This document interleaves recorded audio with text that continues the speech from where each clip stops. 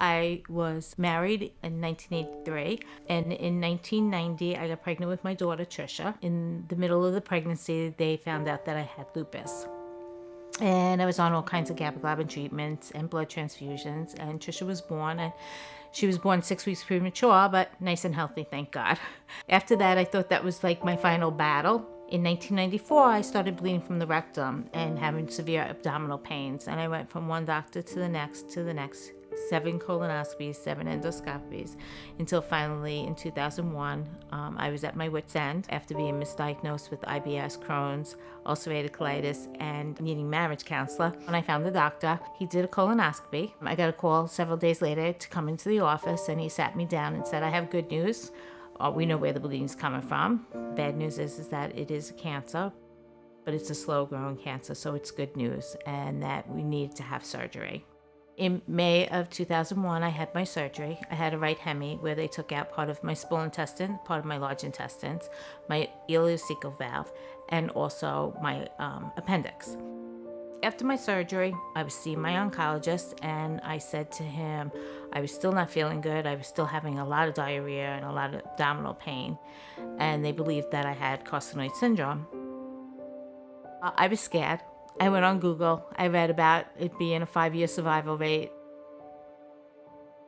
They started me on a medication. I was not responding well to the medication. I was having a lot of breakthroughs, a lot of diarrhea. I was having stones in my bile duct caused from the medication. So we decided to use an insulin pump. So I have been able to stay stable with that. I do have metastases in my body.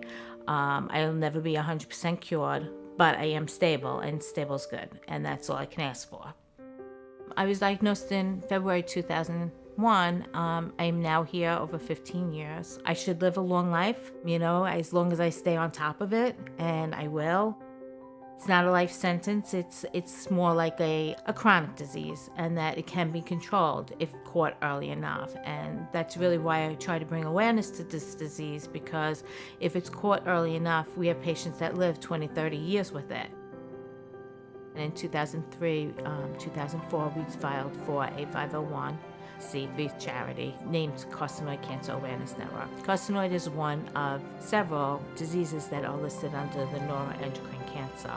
In 2014, we changed the name to the Neuroendocrine Cancer Awareness Network, known as NCAN, to better reflect the community that we serve. NCAN has a database of about 5,000 patients, and then we have Facebook pages and stuff like that, which is more than 10,000 patients. We've been serving the NET community in many different ways. Every year we do a walk here on Long Island. We've done the gala, and that is a 5-hour event. It's a sit-down dinner. We decided that our first logo would be a zebra. We chose the zebra for 2 reasons. One, in medical school, doctors are taught when hearing hoofbeat, think of horses, not zebras. Look for the common, not the uncommon. Being that carcinoid is rare, it's uncommon. The second reason is, like our fingerprints, no 2 zebras have the same stripes. Their stripes are unique. NET patients and carcinoid patients both have different symptoms, respond differently to medications, may have different markers, so we're all different. So this year we're really excited that we're adding a new event. It's going to be called Uncork a Cure. We're going to have entertainment and wine tasting. We contacted the governor of New York State, and we asked for Carcinoid Cancer Awareness Month, and we had great success. Back in 2009, we were approached by Novartis and asked if Robert and I would be interested in starting out an international group for NET Cancer Day, and they now continue to have it November 10th as NET Cancer Day around the world.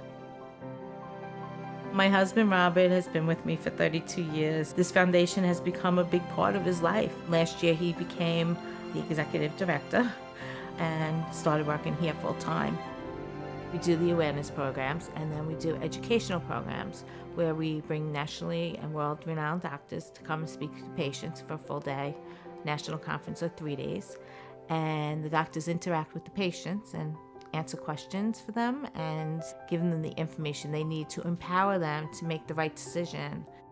We have a hotline that's open 7 days a week from 9 a.m. to 9 p.m. Either I answer the phone, or my husband answers the phone, or our daughter Tricia will answer the phone.